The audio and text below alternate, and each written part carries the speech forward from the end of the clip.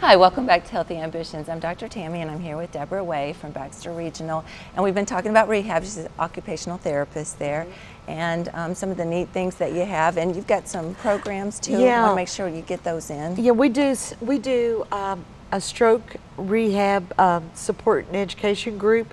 We do this on the second Wednesday of each month at 1 p.m. at the Barak Family Center on Aging. And that's in one of those little buildings over there by the hospital. Yes, That's so neat that they have like the diabetes and the cancer and everything just kind of there in a row. So, you know, it makes it easy. It's so convenient. We also do a Parkinson's support group, and it's on the first Wednesday of each month at 11 a.m. These are free services that we offer. So we bring in pharmacists, dietitians. I've talked to them about yoga. I've taught stretching with this group as a balance for the core. We've brought in, Dr. Bailey has been there. He's been a guest speaker, very knowledgeable about Parkinson's. So we listen to them and we try to bring speakers in for them. This next month we're going to be doing some adaptive clothing. We're going to be looking at... like if you can't quite do your buttons or whatever. Yeah. Plus there's an apron that is like on a hoop. So you just have to open it to get it around your waist and it'll fit. Because one of the ladies in the group, I've done some looking on the internet for her, because she said, you know, I have trouble tying my apron. And I thought, okay, I'll go to work on this. Because something as simple as putting your apron on to do your meal prep and things like that, that becomes a very important part of our lives.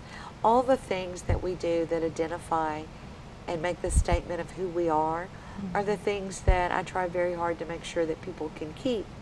All of the rehab staff do that. We are so focused on the outcome being tailor-made and the goals being tailor-made to what the individual needs and wants. That's wonderful. I was putting a little book together. My mother-in-law just had a bleed in the brain, and she's still not really conscious or anything, but I was putting something together for her to have there so that people visiting could see what, you know, her life was like. And the most important thing I put at the very end was her baking in the kitchen, because that's how everyone knows her. She's a fabulous cook. And so, you know, there are little things I think that identify you, like, you know, the apron. She's probably a good cook, and that's probably where people affiliated her with being. Oh yeah, and that's a wonderful gift for her to have.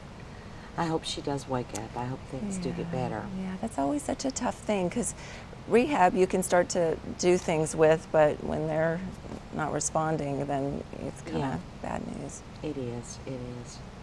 And we're seeing, you know, more and more of the strokes, and I'm seeing them in a younger population, more in my age range. And when I look at that, I think about, you know, our lives and how busy we are and all the things that we're involved with and how we put our energy. And I always like to talk about when the weather gets this hot, they need to hydrate, limit your time outside. You know, this is not a time to go for a walk. No, absolutely. You know, go to Walmart if you need to walk, you know. But because there are so many things that are changing in our lives, and I don't know if it's stress or just how we've evolved, but I'm seeing a younger population that is suffering from strokes. Yeah, that's really scary. It is.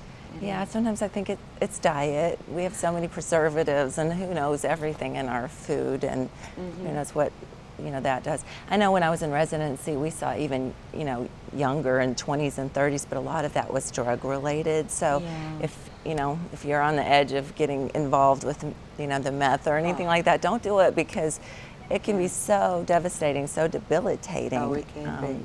People don't think about that. They think it's just an instant high, it's fun, you know, or just, here, we'll just do this, and, you know, just do it once. But it only takes once to have one of those massive strokes, and and you're in a wheelchair, or you're, you know, dependent on someone. And if you do enough damage, you know, your recovery is limited, and, you know, and it's sad no matter what your age. But if you're talking about a 20-year-old, you know, to me that's very devastating to have that happen so early. Yeah, and I'm sure you see accidents and things like that, that people car accidents or whatever, and you know that can't really be avoided unless they're driving drunk or something, but or under the influence. But yeah, those are the kind of cases too that I'm sure you know people probably think, why me? You know, I didn't do anything wrong, and this happened to me. Oh yeah, and you know, our curvy roads up here, and a lot of times the accidents I have seen that have come in have not been foul play or drugs or anything like that. It was an unfortunate accident, and we've treated husbands and wives on the floor at the same time, and you know, they kind of compete with each other a little. That might actually be a good thing. Yeah, and then I think they also get real irritated with each other, like, go away, I want to rest. But you know, it's really sad when these things happen. We do see a significant population of brain injury in the younger population that were riding with the motorcycle without a helmet, or wear your helmets, please. I know. I see them on those without a helmet, and I just want to scream. Stop. I know, because it increases your chances of survival greatly with less of an injury to your brain. But we're seeing that we're still seeing a lot of amputations that are coming through. We don't do burns. We've had one burn in 9 years. That's just not something, we don't have enough industry for chemical burns and things like that. Just send them to Little Rock or something like that. And probably that's where they would stay if it was a significant burn. But we're seeing a population that, you know, is greater than 75. I shared with you earlier, we have discharged this in the last quarter, 2 people that were in their 90s, like 92 and 94, and we discharged them back home to independent living in a single dwelling with home health. And you know, that is just what we live for there, that we can see our patients get well and go home. We treat some young people, but the majority of our caseloads are the geriatric population, the retirement community. And we have, in the last year, we have had a lot stronger family involvement. I think the support groups have helped with that. I think we're able to help people understand how to time out when you're a caregiver, how to take a break, and it's okay. You know, we tend to get very guilty and very hard on ourselves if we can't live up to an expectation. But as a caregiver, and you're doing it 24/7, you need that break. You need to put some energy back into yourself to care for yourself, or you won't be able to care for your loved one. And it's, you know, that's hard for them.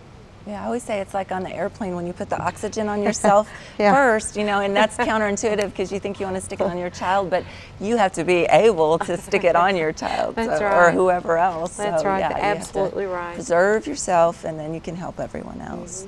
That's a hard concept, especially for women, especially, you know, we're caregivers, and it's our nature. We're hardwired to do this, you know, and you just have to make a strong commitment and to push through that, because I think if we're not careful, I'll do more for you than you need, and I'll enable you, and you don't want that because I'll let you do it as long as you'll do it. Of course.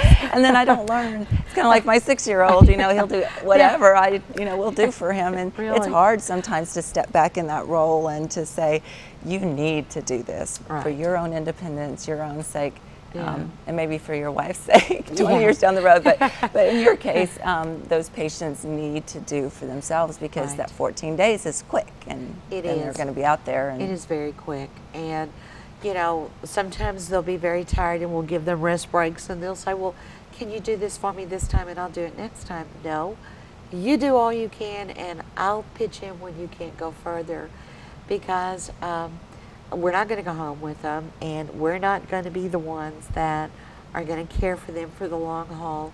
But most people, when they begin to see that I'm going to be able to do this, and they begin to have that aha moment, you'll see them put their